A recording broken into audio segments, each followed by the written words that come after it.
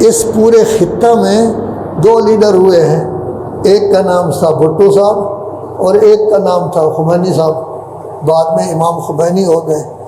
भुट्टो साहब ने क्या किया, देखा कि लोगों का रवैया क्या है कि वो कबालिया का खद्दर पहनते हैं तो उन्होंने खद्दर पहनना शुरू कर दिया, वो चपली पहनते हैं तो उन्होंने चपली पहनना शुरू कर दी, वो ज़रा धरीस भी लगाते हैं तो उन्होंने धरीस भी लगाना शुरू कर दी, तो ताकि लोगों को अपनी तरफ मुतवज्जे किया जाए। यानी वो लोगों जैसा बनकर लोगों को अपनी तरफ मुतवज्जे कर रहे थे। वो थे खुद खरबपति, लोगों की अक्सरियत के पास रोटी भी नहीं थी, लेकिन उन जैसा बनकर वो उन लोगों के लीडर बने और लीडरी की और अभी तक कर रहे हैं।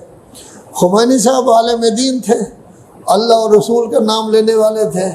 मफातिहुल जिनान की पहली दुआ अंजज़ वादहु नसर अब्दहु को उस ज़माने में उन्होंने अपना तराना बनाया। हर जगह यही पढ़ी जा रही थी, दुआ कुमैल पढ़ी जा रही थी, लोगों ने नमाज़ें पढ़नी शुरू कर दी, लोगों ने दाढ़ियाँ रखनी शुरू कर दी। फिर एक बन गया मुआशरा, इस तरह का बन गया कि हर तरफ जाएँ दुनिया के किसी खित्ता में तो बच्चियाँ आपको सखारत पहनी हुई नज़र आएंगी, लड़के जो हैं वो आपको दाढ़ी वाले नज़र आएंगे, नमाज भी पढ़ेंगे। लेकिन कैसे, जो बूढ़े ईरानी हैं अक्सरियत गड़बड़ है। जो ईरानी इनकी तहरीक के दिनों में माँ की गोद में थे, उनकी तरबियत की गई है, मुकम्मल तरबियत। इस तरह तरबियत की गई है कि हत्ता कि कैद खाना में जो लोग होते थे, हर रोज़ एक आलिम दीन वहाँ नमाज भी पढ़ाने जाता था। और हमारी तरह नमाज ऐसी नहीं थी जिसका कोई फ़ायदा ना हो। जैसे हम लोग नमाज पढ़ाते हैं, जामिल मंजर नहीं, ये तो बहुत बड़े आलिम हैं, वगरना नमाज कैसे पढ़ाते हैं, अजान भी अरबी, इकामत भी अरबी, नमाज भी अरबी, दुआ भी अरबी में, ज़ियारत भी अरबी में, और अब कुल वली कल हुज्जा भी अरबी में। खाली हाथ मोमिन आया था, खाली हाथ चला गया।